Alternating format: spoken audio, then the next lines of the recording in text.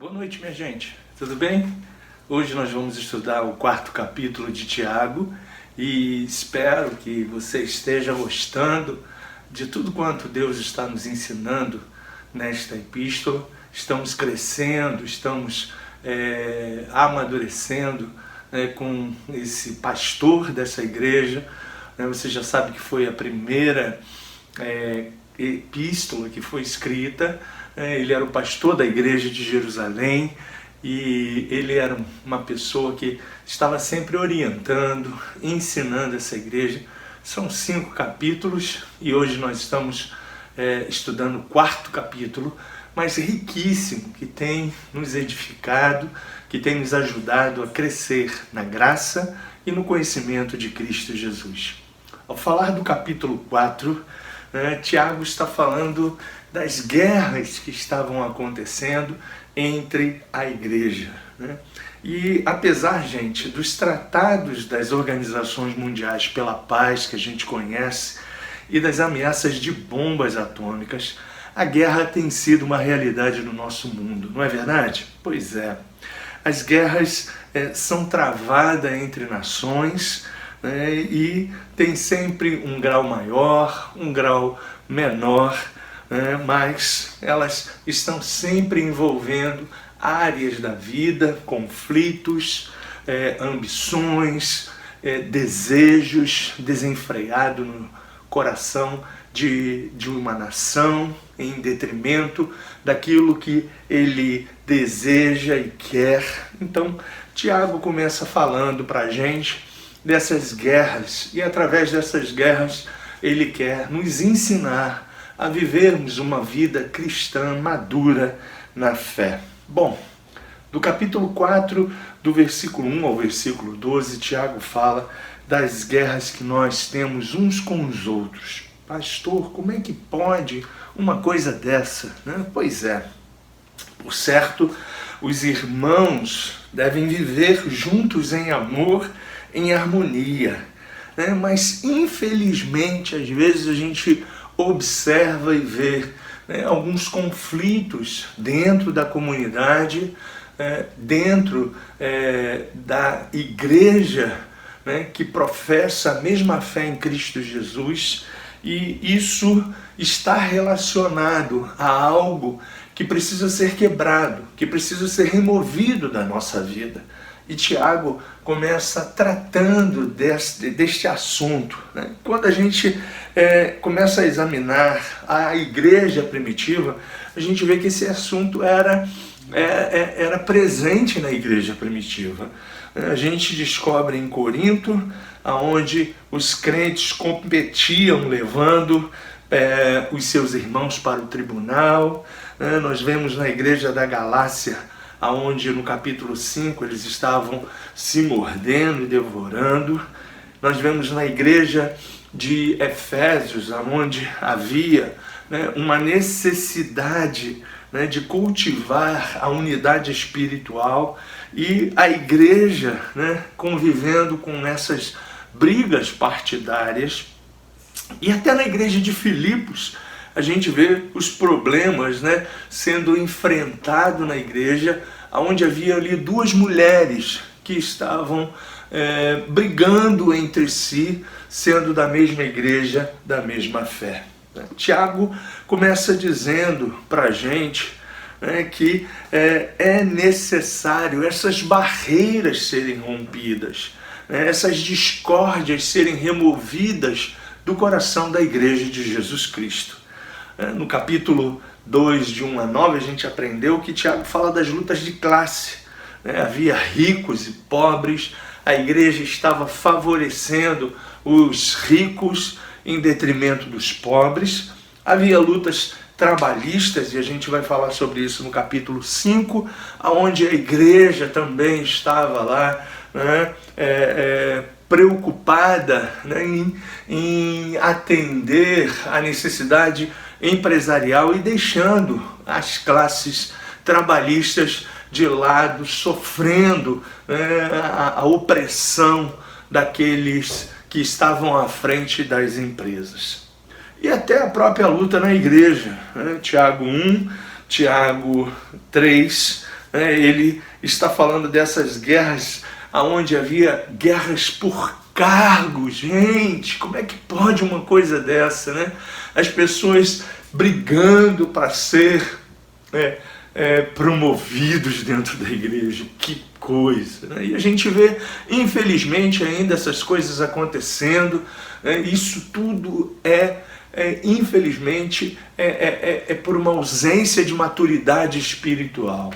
E nós precisamos, gente, crescer, nós precisamos evoluir, nós precisamos, gente, sair da mesmice, né, e dar voos mais altos. Esse é o objetivo do cristianismo, fazer com que a gente remova todas essas coisas que às vezes estão inseridas dentro da nossa vida.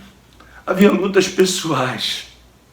Os santos estavam falando mal um dos outros e julgando uns aos outros. E a gente sabe muito bem que a gente não deve julgar ninguém, gente. A gente não foi convertido, não recebemos a graça de Deus para julgar o irmão. Nós não somos juízes, gente. Nós somos servos de Deus, nós somos filhos de Deus. Nós devemos amar uns aos outros, nós devemos nos empenhar para conduzir todos ao encontro de Cristo. Tiago, então, nos orienta e nos ensina a buscarmos no Espírito Santo o discernimento para criarmos e vivermos uma comunidade cheia de amor, cheia da graça, cheia da multiforme presença do Espírito Santo. Ok, gente?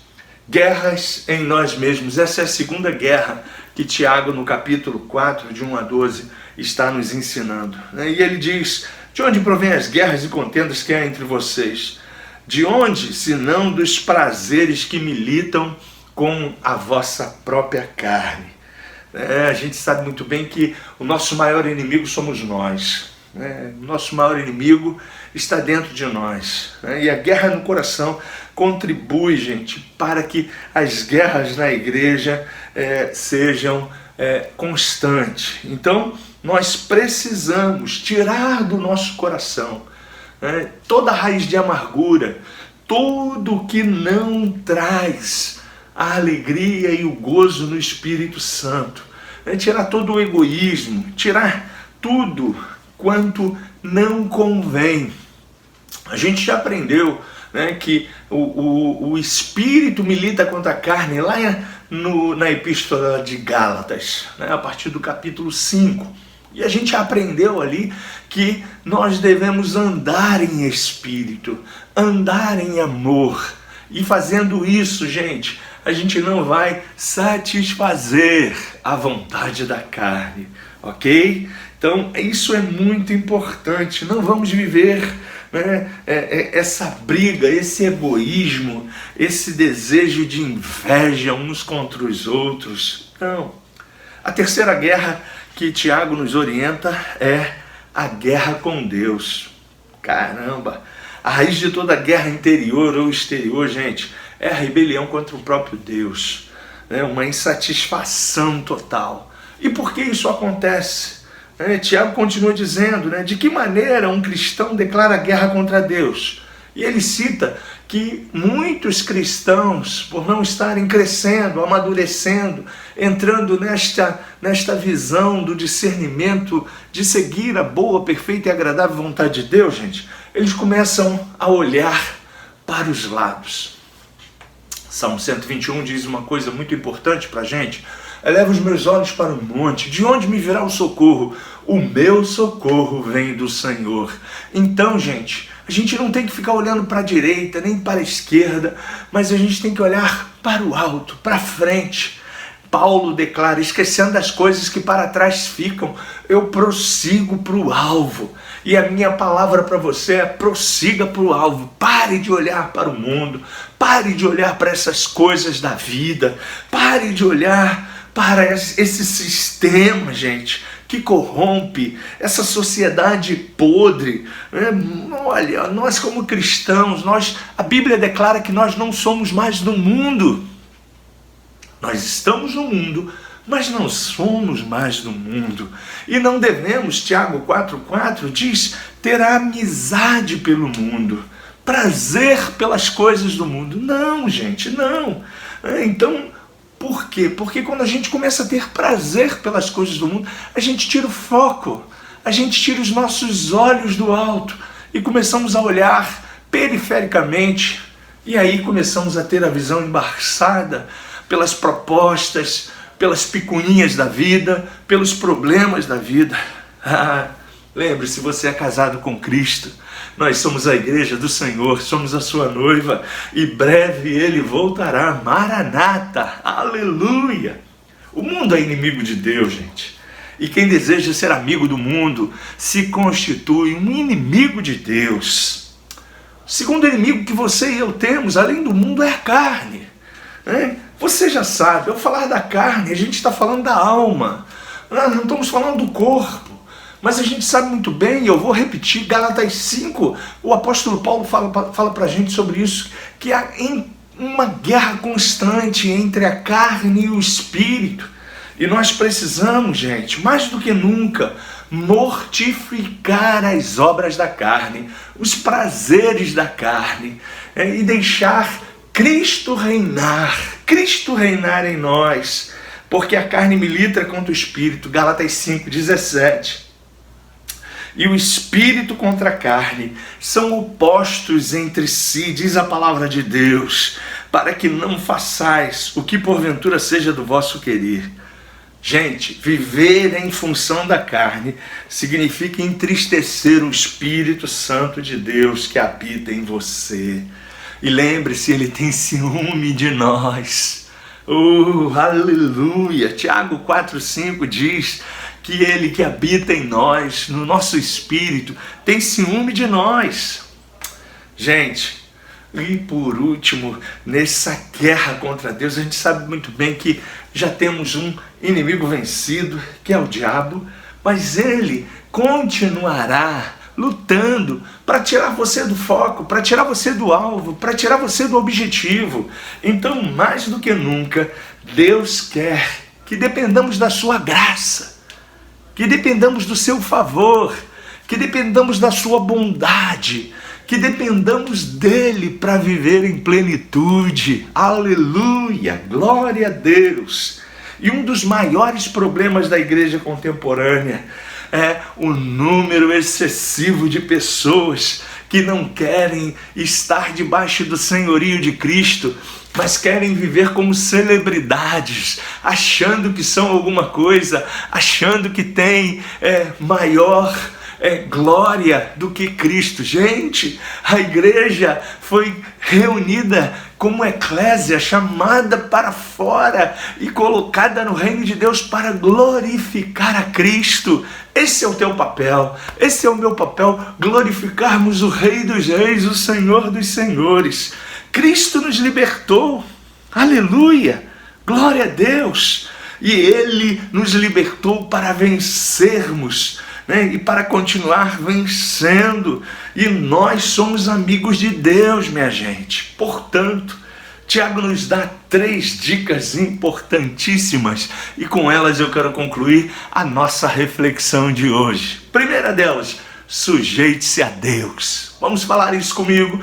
Eu vou me sujeitar a Deus, aleluia, colocar-se dentro do lugar em hierarquia que Deus te constituiu. Quando estudamos a carta do apóstolo Paulo aos Coríntios, a partir do capítulo 12, 13 em diante, a gente aprendeu que a igreja ela tem uma forma, né? Ela é um corpo, um símbolo, era essa palavra que eu estava buscando. Ela é comparada ao corpo humano, e você sabe muito bem que no corpo humano temos várias funções. Tem o braço, tem uma função, a mão tem uma função, o pescoço tem uma função, o nariz tem uma função, cada parte do corpo tem uma função.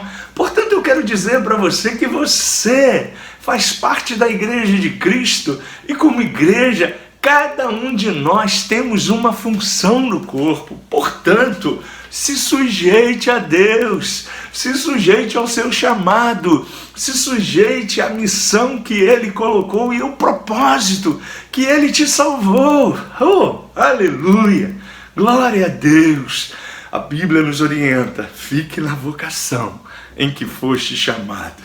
Se foste chamado para adorá-lo, adore. Se fosse chamado para ser um servidor, sirva, querida, sirva, querido, em o nome de Jesus. A segunda coisa que a gente aprende com esta epístola no capítulo 4 é que, além da sujeição a Deus, a gente precisa se chegar a Ele, de maneira que a gente precisa abrir o nosso coração, ser sincero, não apenas se submeter, mas se chegar com sinceridade, abrindo o coração. A.W. Tozer, ele fala uma coisa muito importante: quanto mais semelhantes somos a Deus, mais próximos estamos dele. Então, gente, vamos ser mais semelhantes a Cristo. Vamos estar mais próximo dele. Quanto mais parecido com Cristo você for, eu for, mais nós vamos estar perto dele. Por isso que o apóstolo Paulo, em um determinado momento da sua caminhada, ele disse: não mais vivo eu, mas Cristo vive em mim. E as obras que agora eu pratico para glorificar o Filho de Deus. Ah, minha gente, é esse patamar que Cristo quer que você alcance. É esse nível de maturidade, a esse nível de entendimento da verdade estabelecida na palavra de Deus para a tua vida. Terceiro e último ponto, Tiago nos orienta a nos humilharmos a Deus. Humilhar. A Bíblia diz que os humilhados serão exaltados. É preciso entregar o controle, gente. Entregue o controle da tua vida ao Senhor. Permita a Ele que Ele governe toda a sua vida. Na segunda fase do capítulo 4, Tiago fala de planejamento. E se planejar é muito importante.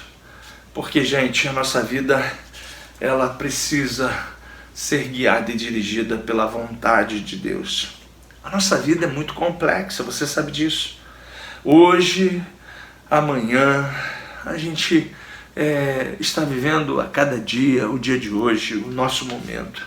E a gente precisa estar em harmonia com a boa, perfeita e agradável vontade de Deus.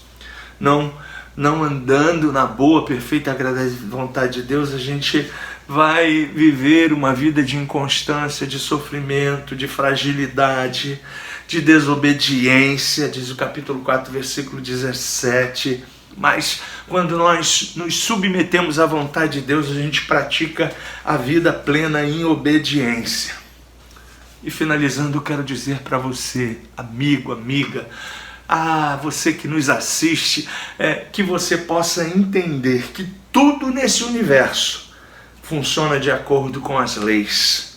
Se cooperamos com essas leis e lhe obedecemos, o universo trabalhará para nós. Portanto, não esqueça de se submeter.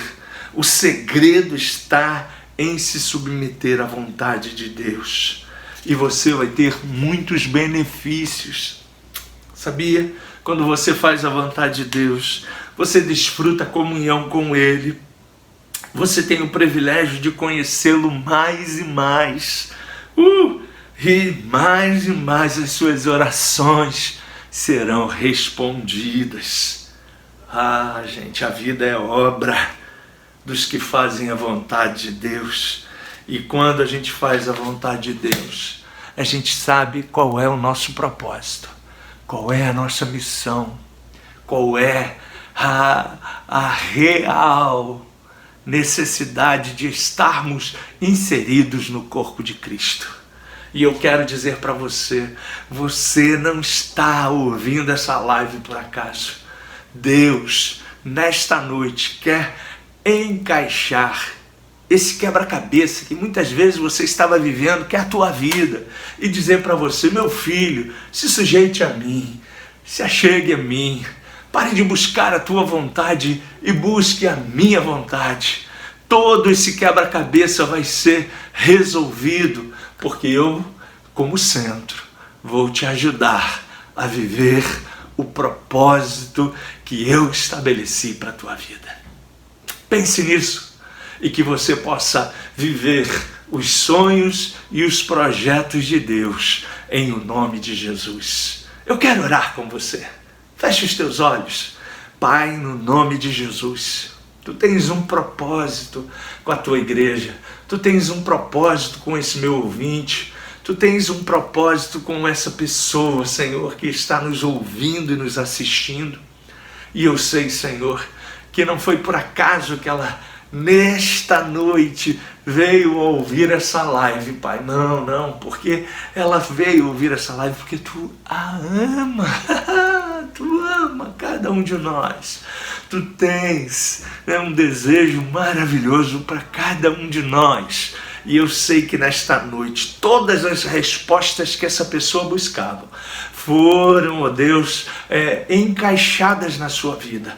E ela estará se submetendo à Tua boa, perfeita e agradável vontade, cumprindo a sua missão, cumprindo o seu propósito, sendo uma pessoa feliz, uma pessoa realizada, porque é esse o Teu desejo, é esse o Teu prazer, que vivamos uma vida cheia de prazer, alegria e de realização com Cristo Jesus. Nós oramos assim, te agradecendo no nome de Jesus. Uma boa noite para você, que você possa, a partir de hoje, viver os propósitos de Deus. Deus te abençoe.